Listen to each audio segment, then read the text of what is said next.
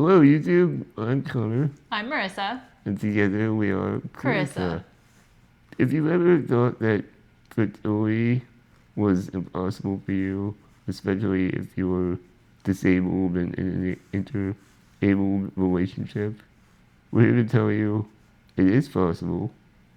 It's also very complicated, and we're going to share our journey with you because when we were starting out, it was overwhelming how little information was out there, especially information related specifically to disability and fertility. So we're going to start by telling you what our approach to this whole process was like. I think starting out, or at least one of my main concerns was A, am I capable of having children? And B, what would the likelihood be that a child of mine would exhibit SMA? Concern A, can I have children?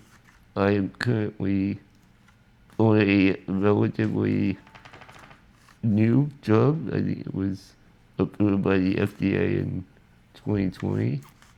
But not the newest. Not the newest. Correct. One of the known side effects is fertility issues. Specifically, with men, it's known to lower sperm count. So when we started out in this process, it was sort of a chicken or an egg scenario. We wanted to know if Marissa was a carrier, and we also wanted to know if I could conceive. So we decided that we would spare Marissa the genetics tests if I was incapable of conception. Going down the path of figuring out if I could conceive, we contacted a urologist. The urologist, I guess he wrote prescriptions to go to essentially a fertility clinic to deposit a semen sample, which is something I never thought I would say. So we searched around our area, found a clinic, made an appointment, went in together. Typically, depositing a semen sample. There's two ways. There are two ways. The first way is in your own facility, your own home, wherever you're donating, wherever you have space to do it, I guess. But you have to pick up the cup first. You do have to pick up the cup first. There's a specific sterile cup. You then would take it home, create your sample, and within a certain amount of time frame after creating your sample, you would have to then take the specimen cup back. Create my sample. It makes me feel like I'm like in the kitchen baking. Pouring stuff around. You're like, I got it. It's finished. And then the second way is at the facility itself. They provide the cup, they provide a room, and then you give it there at the facility. We opted for the facility option just because we were concerned about time of transport. They're very specific about keeping it at a certain temperature. So we just wanted to cut out that variable.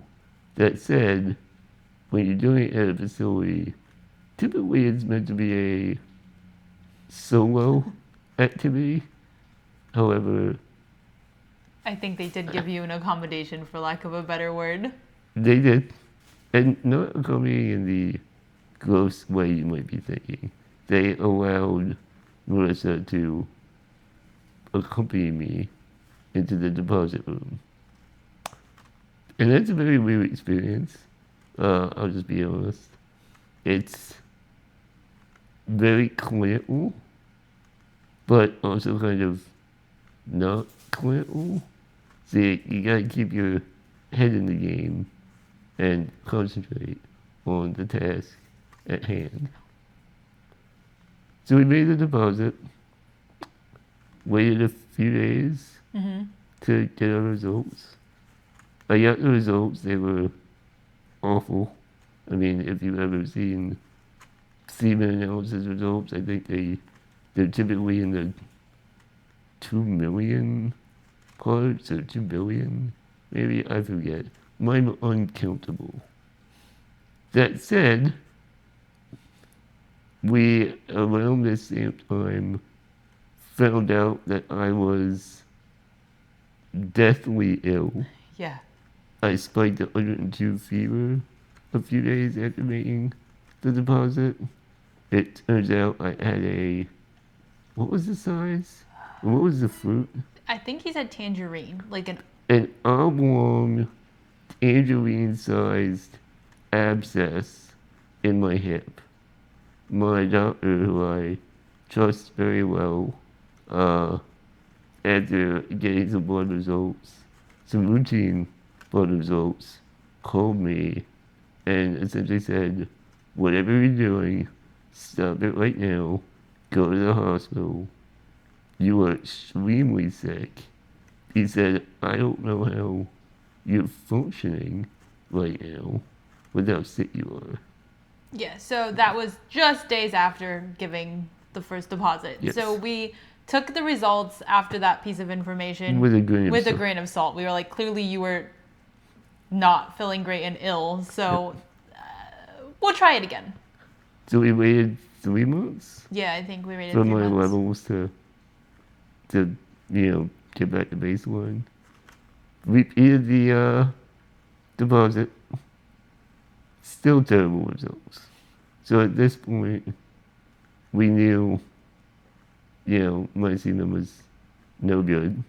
My urologist recommended giving the sample at an actual clinic that's kind of what they do, so that they could analyze it more. In real time, I guess. Yeah. So we did that. So this is now a third sample. I'm just going to call him a semen doctor. I don't think he was a doctor, but he informed us that we do have swimmers. I have swimmers. There are more than we thought. Not as many as we would like.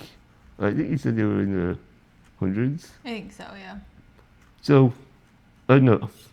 Enough that my urologist thought, IVF, it's possible. If we can catch a few of those, you should be good to go. So he recommended that we freeze that sample. So that's what we did. Yeah. From there, genetics testing for SMA was next. Yep. Which I know you were not super happy about. I mean, I am not a fan of doctors in general. So going to doctors without actually having something wrong was a little scary. But one of the doctors that Connor trusts really well recommended a genetics testing site. Yes. So we did decide to go with them. In that genetics, we had a genetics consultation within their facility, basically asking, what are we here for? What tests are we interested in? What tests are we not interested in? They were very respectful about our decisions on what we did want and did not want. They were respectful for sure, but I would say they did push a broad genetics. They did push a broad genetics test, but when we decided that we only wanted me to be tested for SMA, Correct. specifically, because testing for SMA requires a specific, I'm gonna call it tube to be designed to be able to be tested against for Connor's specific type of SMA, along with any variants that I may personally carry. Yep. So that is why we went with the specific doctor and clinic that his doctor recommended. So we go in, I give a blood sample, and we wait. Yep. And great news, she's not a carrier. I'm not a carrier. So at this point, it's basically all systems go. My urologist agreed that IVF was possible. Melissa's not a carrier. So we contacted an IVF clinic, a fertility clinic. Yep. In our initial consultation, which was sort of your intake consult with the doctor, we, typically I think they kind of run the show because they lay out all the fertility options. We knew what we wanted, so we kind of led the conversation. It lasted about 20 minutes. Yeah, I think so. And from there, we had a plan. The first step in the process was, I think you had to get your pap smear. I had to get a pap smear, a recent pap smear, along with setting up a GP, if I didn't already, Good, which I because- didn't have one at the time. Because you're relatively new to the area. Yeah. So once the pap smear and the GP, blood work came back, for you, basically the first real step in your process was your ultrasound. Yeah. The ultrasound has to be done at a very specific time It has to be done between days 1 and 4 of your cycle. of my cycle, which it's probably going to be too much information, but it happened to be over a holiday period. Yep. So they were able to squeeze me 2 in holiday periods. 2 holiday periods, conveniently. If you fill in the blanks, you can probably figure out what holiday that is. So we had to squeeze me in on a day where they were like, "Do you have availability?" And I was like, "Well, we got to get this done." So yeah, I got availability. Yep. So they squeezed me in on day 4. Yep. It was easy, nothing. Although they did take your blood that day. They did which take my we blood, did which not. we were surprised about. Yep. They didn't disclose that in coming for the appointment. Yep. We get the results back from that. I think they basically said you. Everything looks normal. Yeah. Blood work looked normal. Yep. The next step was uterine evaluation, Yeah, which is the video that we made previously. which will be linked below. Yes. There were some road bumps, but it will I have a great uterus. gives you a uterus. So the uterine evaluation includes an endometrial biopsy, a mock embryo transfer, and a, I'm not even gonna try it, Hysteroscopy. hysteroscopy. All in all, it took maybe 30 minutes once inside Yeah, it was the a eval very room. easy procedure. Yeah. And would you say it was painful? I wouldn't say it was painful.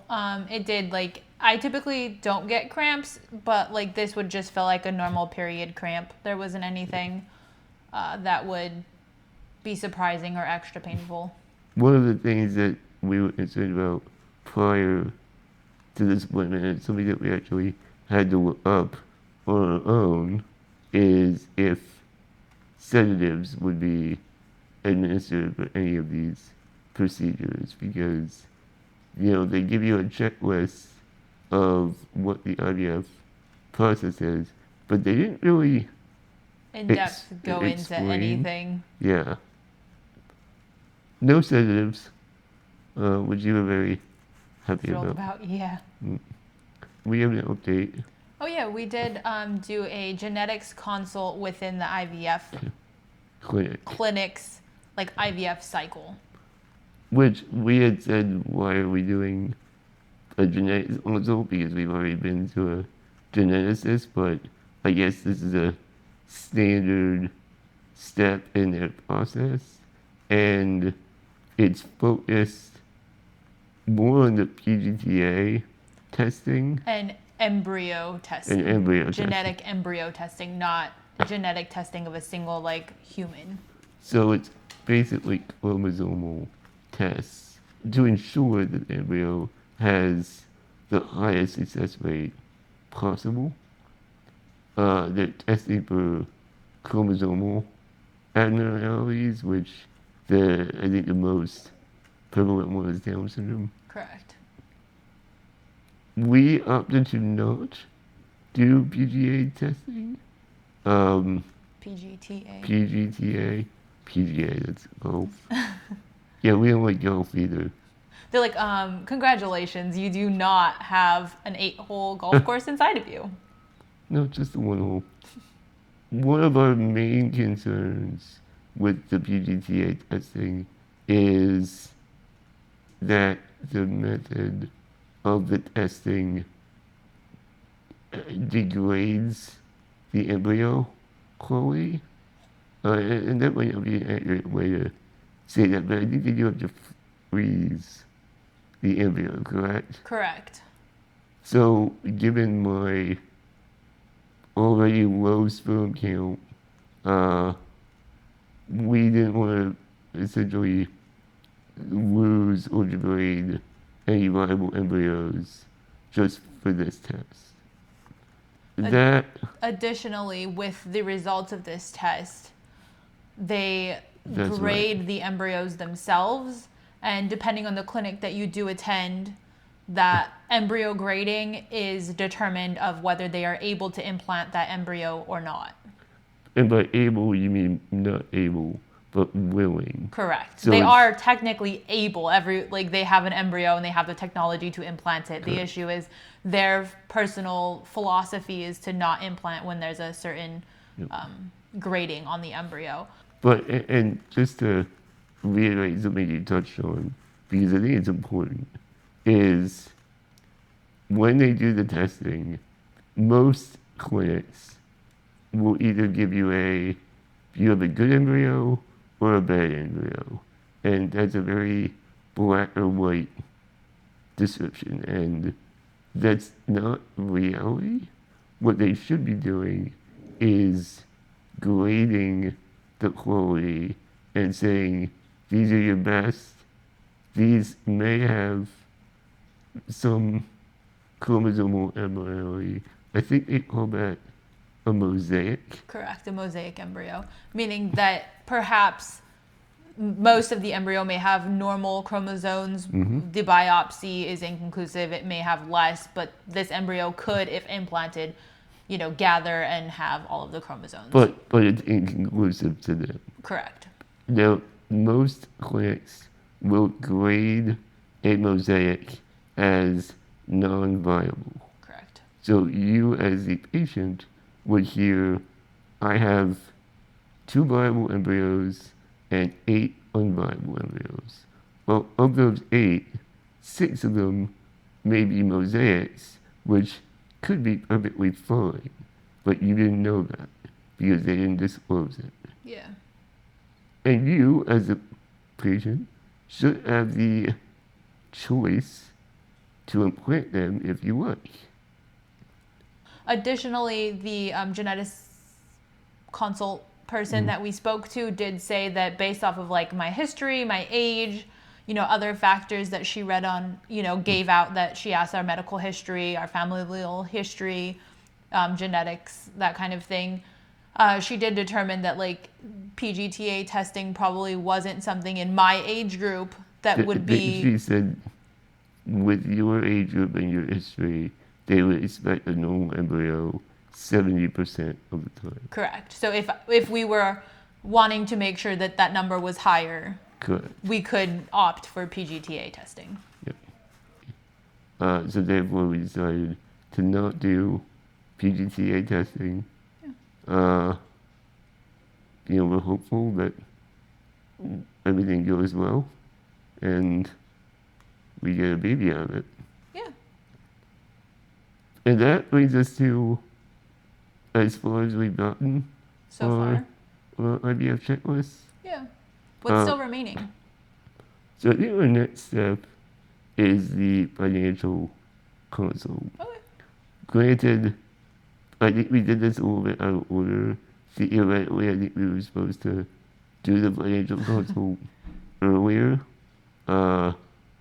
That said, for us, I mean, I also think it was the turn of the year, it was the turn of the year. and you get new insurance. Yep. You still have to be reevaluated. That Yep. whole.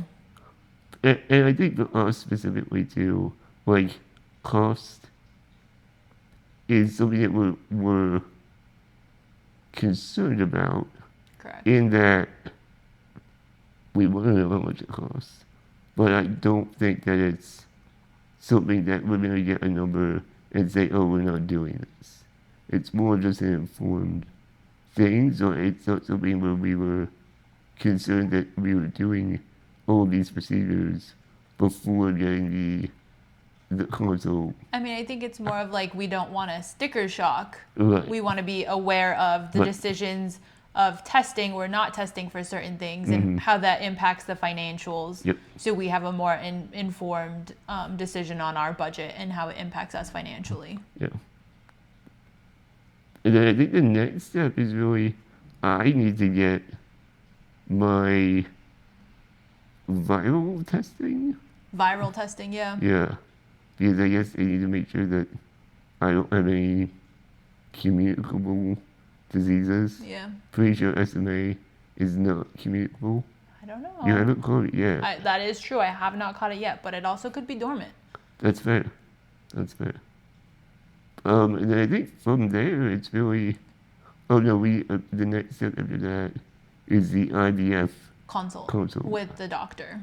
with the doctor. So yeah, we're waiting on the finance, and then once finance is over and we have that consultation, then it'll be with the doctor.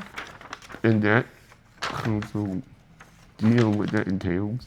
The one with the doctor, I believe that's where they actually create the IVF cycle plan. That's right. Meaning, I mean, I think I'm just guessing, but I think it's where like they say, okay, your cycle starts on this day. These are the days that you have to come in for testing. These are the days that, here's the prescriptions that you need. These are, The your injection plan of shots, action basically The for the injection, IVF yeah. cycle. the hormones, Correct. the trigger. And then I think there are other things too that, we had decided that we wanted to do as far as like, we do have frozen sperm, but I think the day of, when we do the transfer, we want to use fresh. Yeah, sperm. which they did say is something that we can dictate during this IVF consult with our doctor. Yeah. The frozen sperm is a backup, but I think fresh would be better. Yeah. Fresh squeezed. Wow. Fresh squeezed is always better. You're the one who was just talking about saying you can't make a sample, and now you're talking about No, squeezing. I said you can't cook a sample. But you can squeeze a sample. See what I deal with. There's gonna be more of me soon. Yay. So that takes us up to essentially the full checklist. We hope that you found it informative. We'll definitely be providing updates as we move through the process. If you're feeling overwhelmed, don't be. Well, I guess that's not valid. Your feeling is completely fair. We felt overwhelmed. And we still do. But we're here for you. The internet's here for you. You will make it through. If you have questions, Yeah, leave them below. leave a comment. We will absolutely answer any questions you have. And hopefully you like this video. Please hit the like button and subscribe so that you can follow our journey and learn more. Yeah.